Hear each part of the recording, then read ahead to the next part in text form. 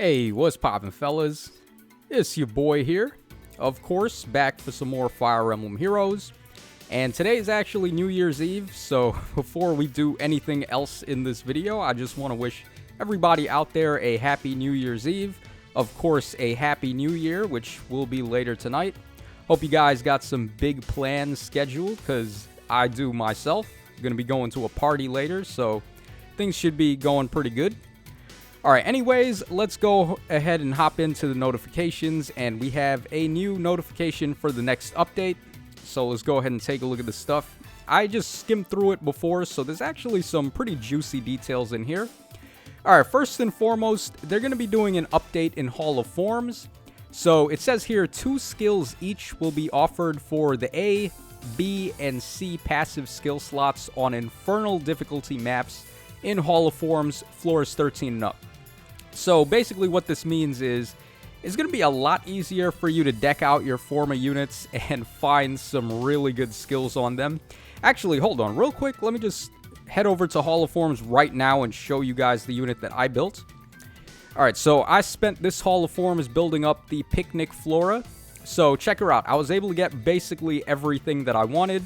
We got Rally Up Plus, we got Ruptured Sky, Mirror Stance 3, Slick Fighter, and AR Far Save 3, which was by far the hardest one to find out of this batch. Mirror Stance came pretty early, and then I think I got Slick Fighter right after I completed the tower. I beat the final floor. I had to use like maybe 1 or 2 dueling crests after that to refresh, and I was able to get Slick Fighter on the very first day. But Far Save took quite some time. I think I just got it barely yesterday. So that just goes to show there's only 2 days left in this mode as well. So it's really difficult sometimes to get absolutely every skill you want on the units that you're trying to build. So this is just a good update for everybody, especially people that plan to use their Form of Soul to get one of the units after the round is over. So I do think this is a very much needed update, just makes it easier to deck out your units. Also, the skills that appear there will only be exclusive skills or skills that cost 240 SP or more. Once again, just making it a lot easier to get the right skills that you want on the unit. So whenever you're grinding for skills for your Forma units, just play on Infernal difficulty and things should go pretty well. Alright, let's go ahead and move on a little bit more. Okay, there's a new filter feature being updated. We will be adding a skill search to the filter feature, making it easier to search for heroes by skills on the edit teams or inherit skills screen. They already have this, kinda, but it's not really implemented in the best way. It actually takes quite a while to scroll through all of the skills if you're trying to pick something up. So this is a nice little update that they're doing. It's not the biggest deal, but it will be for some good quality of life, so that's nice. Alright, we also have some new Memento events being added. As you guys may know, we already completed the North, East, South, and West variants of the Memento events. I wasn't really sure where they were going to go after that, but here we have some Memento events. Looks like Kieran and Alphonse are on a beach here, and they're sweating their faces off, so should be some wacky times. I love this mode. It's got like nothing to do with anything. It's just there for the fun of it. And it's really goofy and adorable. So I actually like the Memento events. Alright, but this is basically the meat and potatoes of this update. This is what you guys are all here for. So we're getting the 2 next remixes for the Legendary Heroes. And we're getting remixes for Legendary Eirika, as well as Legendary Lucina. So we're going to go ahead and start things off by checking out what Eirika gets. Okay, in the A skill, she's going to be gaining Attack and Speed Solo 4. Makes sense, she already came with the level 3 variant, so that's not too bad. And for her B skill, Lunar Brace is going to be upgraded to level 2. And it says here, enables Kanto 2. Already, I like it. Very good. Kanto is broken, especially on cavalry units. And they actually gave Kanto 2 to the legendary Ephraim, and I think that made him so much better. So that's definitely going to help this Eirika out a lot. Also, she neutralizes effects that guarantee foes' follow-up attacks and effects that prevent her own follow-up attacks during combat. So, null follow-up and Kanto 2. That's really freaking strong right there. And then deals damage equal to 15% of the foe's defense. without any checks. So yeah, she gets free true damage, which could be pretty high depending on how tanky the foe is that she's attacking. Kanto 2 and null follow-up seems pretty nuts. Now what we just have to wait for is her weapon effect refine, and I have a feeling she is going to be one of the better units to go for. Definitely a solid choice for also player duels, I think, so keep an eye on this Eirika. Alright, next up we have Legendary Lucina. Now, Future Vision is actually still quite good. However, Lucina's combat potential has fallen off really badly. So there's not too much you can do with her. It's not like Chrom, where Chrom has definitely aged, but he can still do a lot of damage with his effective against armors, and he also inflicts attack and defense -6 on the foe. So Chrom has not really fallen off, and to think that he might be getting a remix not too long from now is actually pretty scary. Regardless, Future Vision 2, unit and target ally swap spaces, inflicts attack and defense -7 on the nearest foes within 4 spaces of both unit and target through the next actions, and also grants another action to unit. So they didn't really do too much to this. It's inflicting an attack and defense -7 debuff. Otherwise, though, it's pretty much the same. That I guess they didn't really have to do much to it, because swapping and then getting a free second action is already quite broken. But it's nice to see they gave it a little bit of something extra. And then in the A skill, she's going to be getting Swift Sparrow 3 now, which makes sense just like Eirika, because she had Swift Sparrow 2 before this. Okay, not too shabby for these remixes. I think for Lucina more so, we're going to need to see what her weapon effect does, because I'm not really too impressed by the changes for Future Vision 2. Whereas I think Eirika, like, we haven't seen her weapon effect yet, and I think Lunar Brace 2 is already a gargantuan beast skill that's going to make her very playable. So we'll just have to wait on Lucina. Future Vision, like I said, though, is still quite powerful, so let's see what they do with her. Okay, the lineup of the next combat manuals is going to be updated. So for our 5-star manuals, we're going to be getting New Year Lethe. Actually quite good, because I believe she comes with Lull's speed and defense. So pretty good fodder. We're also getting the Bath Time Sakura, which is actually like one of the best ones they've given so far. The reason why is because she comes with... What is her weapon called again? Bath Time Staff. I don't even remember the name of her weapon. But it's a really good weapon for staffs because it provides -1 special cooldown charge to the ally on the team with the highest attack stat. So it can be ran on an infantry pulse team. Like, let's say you're building an 8th of Raids defense and you want to have special cooldown ramping on turn 1.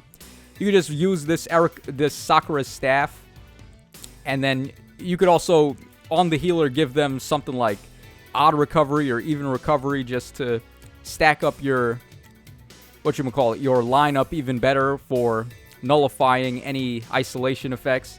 And then from there, the rest of your team is just going to be ready to roll with -1 special trigger on their weapons. And you could also set it up in a way where all of your units have the same attack stat. So potentially you could just get -1 special cooldown count on multiple allies at the same time with this skill. So her weapon is very good and definitely a nice addition to be added here. It's also quite rare because I don't think too many people really summoned for this Sakura. But that's definitely nice to see as a free ephemera code. And then for the other codes, unfortunately, it doesn't look like we're getting a Tempest Trial or Grand Hero Battle Unit option available this time around. Oh, actually, we are. My bad, guys. I saw Norn's face there, and for some reason, I assumed that was the Bow Norn, but it's actually the Summer Norn. So we are getting a Tempest Trial unit there, which is quite good for me especially, because if we go over here, I actually was building that Summer Norn, and I can quickly show you guys what I did with her. Alright, so here's my Summer Norn, and I have her at +9. Obviously, I was waiting on her to be added as an ephemera code so I could finish her off, and also save my combat manuals. So this is going to be really good. Definitely looking forward to getting her to +10. Alright, so let's head back over to the noties, and let's see if there's any other big things that they dropped here. I think we covered most of it. Oh, of course, the refines that we're going to be getting, so let's take a look at these. Alright, so this next batch of refines, we have Eirika and Lucina Legendary, of course, because they just got their remixes. We have the 2 Adrift Corins, both male and female. We have Halloween Myrrh. We have Canis. Okay, finally, everybody that's been standing for Canis to get his refine, here he is. They didn't skip him this time, so our boy Canis is finally going to get some love. And then Silas as well. Silas is really just repo fodder for me. Anytime I get a copy of him, I just use him to give reposition to somebody else. But maybe he could end up getting a pretty good refine, so we'll have to wait and see. I think really outside of the 2 legendary heroes, Halloween Myrrh could be interesting. She is an armored unit, of course, so she could be a good save skill option. And then the 2 Adrift Corins, I think they could also be pretty interesting, but otherwise, I think really the legendary heroes are going to be probably the big winners of this batch. Alright, so let's see if there's anything else here. Okay, an update to Summoner Duels. Oh boy. Alright, come on. Please don't make this bad. So we will improve the controls when double tap to wait is off. Currently, double tap to wait is always on in Summoner Duels, even if you have it turned off in the game settings. In order to help prevent players from unintentionally ending turns early, we will revise it so when double tap to wait is turned off in Summoner Duels, and you have heroes who can still make actions or are affected by Kanto, you will need to tap 3 times to wait. Okay, that's pretty good. I've actually fallen victim to this a couple of times where I ended my turn a little bit early, so it is nice that they're going to be fixing that up. Definitely a nice little quality of life change. And also, regarding Kanto, this will be applied in situations outside of Summoner Duels as well. Alright, so not too shabby. Some nice little updates there. Just please, when it comes to Summoner Duels, don't do what you did to Aether Raids Insys and start adding heroes that specifically raise score, or I don't know. There's not really scoring in Summoner Duels, but you know what I'm trying to say. Don't add heroes that are must-runs in that mode in terms of, like, granting crazy stat effects or whatever it is if that hero is on your team. We don't need that. I think Summoner Duels are perfect the way they are. Really don't need to be tampered with, and Summoner Duels is actually the most fun I've had with the game in years. So I don't want them to ruin that mode with their classic pay-to-win tactics. So please, Insys, just heed my words on that. Alright, we're also getting updates to Aether Raids. We have the Escape Ladder being leveled up once again. Okay. So now you get 7 mulligans. I mean, I thought 6 was already quite enough, but alright, so, whatever. I mean, there are people that use the ladders. The ladders are useful. I'm not trying to say they're not, but it just seems like overkill once you get to a certain point. Like, do you really need that many ladders? Well, if you did, then there you go. You just came out of that with another ladder. Alright, Aether Resorts are going to be updated. 2 new songs added to the concert hall. We have Eyes of Rage from Radiant Dawn and Bound by Fate for Sakura and Elise from the Fates games. Okay, pretty interesting. They're really pushing Radiant Dawns here. Or just Radiant Dawn. I wonder if the next announcement for the next main Fire Emblem game might be a remake of Tellius. Because if that's the case, I'm going to be like jumping off the walls in glee if that's actually what they do. Alright, anyways, Mjolnir Strike is being updated. Nobody cares. Additional heroes added to the Grail shop. So we have the Ninja Shamir, very good, and then Bertram as well. Unfortunately, with Bertram, they didn't make him as cool as they could have. But Shamir is quite good. She scores in the 185 bin, so she's basically just Ninja Hana except upgraded. So definitely nice to get her in the Grail shop. And then other changes, you will be able to change your name from the edit profile card screen. Okay, sure.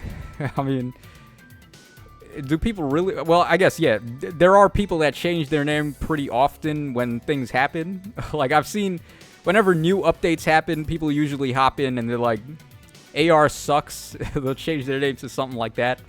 Or don't support Fate Pass or whatever. So, yeah, people are funny guys when it comes to changing their name.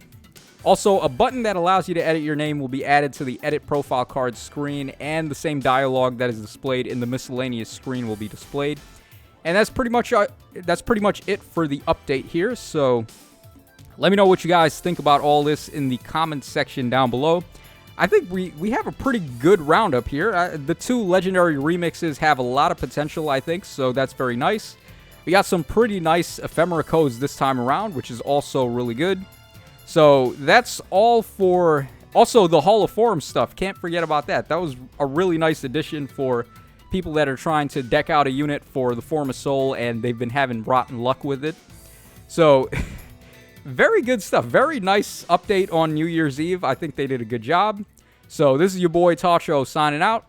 Thanks so much for watching, guys, and I hope you all enjoyed the coverage on this.